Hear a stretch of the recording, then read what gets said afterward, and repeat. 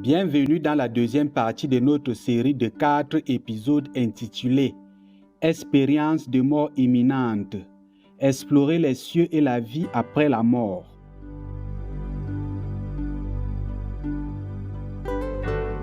Depuis des siècles, les humains éprouvent une curiosité mystique à l'égard de la vie après la mort.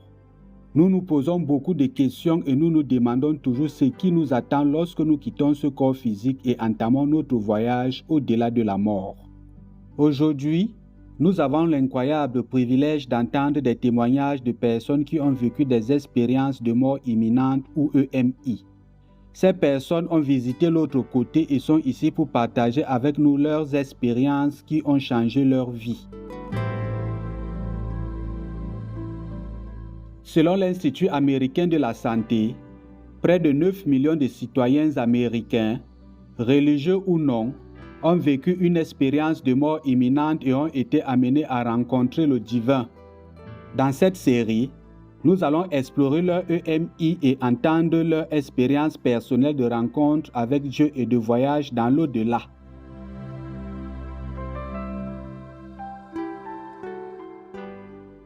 Aujourd'hui, notre aventure commence avec Randy Kay, l'auteur de Mourir pour rencontrer Jésus.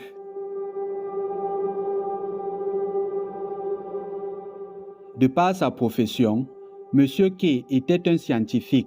Il dirigeait une équipe clinique en neurologie et en chirurgie cardiovasculaire et il ne croyait pas aux expériences de mort imminente ou EMI. Cependant, le destin en a décidé autrement. Un jour, alors qu'il éprouvait de l'angoisse et de la frustration, M. Kay a invoqué Dieu et a demandé à voir Dieu. Quelques jours plus tard, après avoir ressenti une douleur intense au mollet, il s'est rendu chez son médecin qui a découvert qu'il avait 6 caillots de sang. Il a ensuite été transporté d'urgence à l'hôpital, où son sang a commencé à coaguler, entraînant un arrêt cardiaque de 30 minutes. Lors d'une EMI, Randy a crié le nom de Jésus-Christ et a senti qu'un bras s'enroulait autour de sa taille, et il savait que c'était celui de Jésus. À ce moment-là, Randy a ressenti l'amour de Dieu. Il a réalisé qu'il était au paradis avec Jésus et les anges et a vécu une expérience d'omniscience. Randy décrit son expérience plus en détail. The river of life was flowing from the feet of Jesus.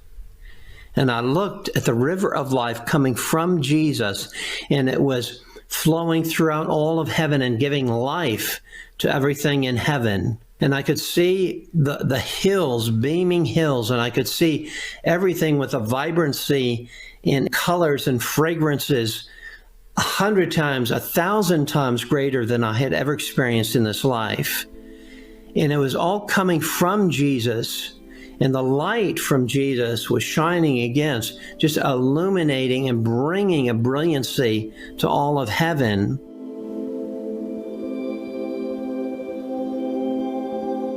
Randy a compris que tout le ciel est pure joie, que tout a été créé pour servir Dieu et que la vibration de Dieu dirige toute la création. Aujourd'hui, Randy est à la tête de son propre ministère virtuel qui répand l'amour de Dieu. I so long, and even to this day, to be with my Lord. I love him so much, and I know as much as I love him, he loves me exponentially more. Comme c'est magnifique d'entendre parler de l'amour infini de Dieu.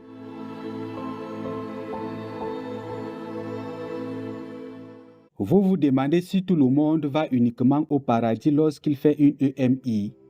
Jarrod Mooney était athée au moment où il a subi une crise cardiaque et a vécu une EMI au cours de laquelle il a été amené en enfer et a fait l'expérience d'une combustion physique dans le lac de feu. Il se souvient. It was like my toes were right in that fire, right at the edge of that fire, and that began to travel into my feet. I couldn't even feel my feet because of the heat on my feet. I flopped back down to the chair. and it began to travel all the way up to my knees, and I knew that I was going to hell. Jarod a aussi vu de nombreuses personnes dans le lac de feu. Lorsqu'on lui a demandé ce qu'il ressentait à ce sujet, il a répondu qu'il savait que c'était parce qu'il n'avait pas reçu Dieu. Il a ressenti l'atroce agonie de cet enfer de peur. D'une certaine manière, Jarod a été touché par la grâce de Dieu en ce sens que quelque chose l'a retenu, en l'empêchant d'aller complètement en enfer. I began to notice up around the top of the cavernous area a cross, and this cross has a light purplish glow to it. As it's floating there, I heard a voice. There was an authority to this voice, but it was not hateful in any way. And the voice was Jesus Christ. And he spoke. And he said these simple but profound words, I died for you.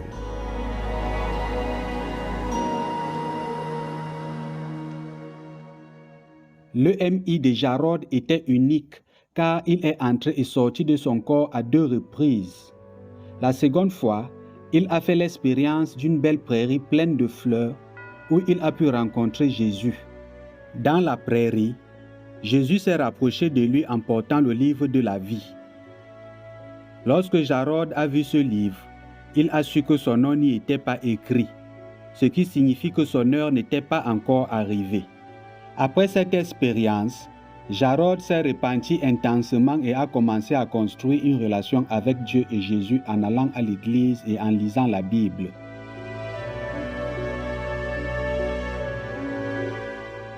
Notre bien-aimé Maître suprême Shinhai, vegan, nous rappelle qu'il n'existe qu'un seul et unique moyen d'éviter l'enfer et de s'élever jusqu'aux cieux les plus élevés. I just hope everybody listens to heaven's mandate. Just turn vegan and make peace, that's all. Yes. To turn vegan is also like making peace. Making peace for yourself, for your conscience, and making peace for the animals, people. And stopping war. That is also making peace. Yes. Both are making peace. But for the sake of language clarity, we say be vegan, make peace, as if it's 2 separate things. But actually, they are only one thing. Making peace.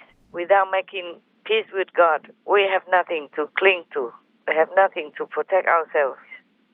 So we just have to go down to hell. When hell will be able or not to cleanse out all the trace of any sin, any unpeaceful action against God. Yes. So that's what will happen to the souls who don't turn around and repent and make peace with God by not creating war, by not killing or eating animal people.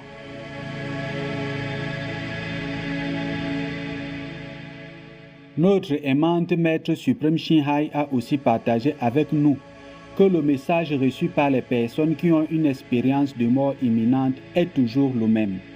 Many near-death experienced people, they know that they have to come back and be selfless and be of service to humankind. That's always the same message. There is a man in America. He was a very bad boy.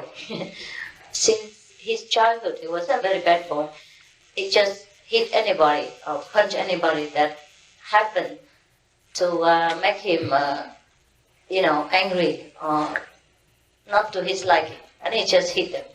And he was a kind of very violent person. Until one day, he got struck by the lightning from heaven. Then he was dead for a while. Kind of, declared dead by doctors. Near-death experience. And then between that, he went to heaven. Yeah, he went to a place, and then other beings show him the kind of life that he has led up to now. Violent, unfair, suppressing people and things like that. And then afterwards, they told him, if you continue like this, all the disasters will be upon you. And then they also show him a lot of disasters going on in the world. From that time up to present time, most of the things that's shown to him has already happened. They told him that if you continue your life like you have done, all these disasters will be upon you. So of course he made it good and he tried to change his way of life. Then afterward, because of the promise to change his way of life, God has given him a lot of abilities, including the ability to read others people's mind and to know their sickness and to know what they have done in that day. So whenever a person comes to him, just come to him and just hold their hands, and you know what happened to that person that day. Exactly everything. Recevez notre plus profonde gratitude, Maître la plus compatissante, car vous nous aidez à mieux comprendre ce que nous pouvons apprendre des personnes qui sont allées au paradis et en enfer, et qui sont revenues partager leurs profondes expériences avec nous. Vegan, the best lifelong medication. Téléspectateurs expressifs, c'est un plaisir d'être en votre compagnie dans l'émission d'aujourd'hui. Expérience de mort imminente. Explorer les cieux et la vie après la mort. Partie 2 sur 4.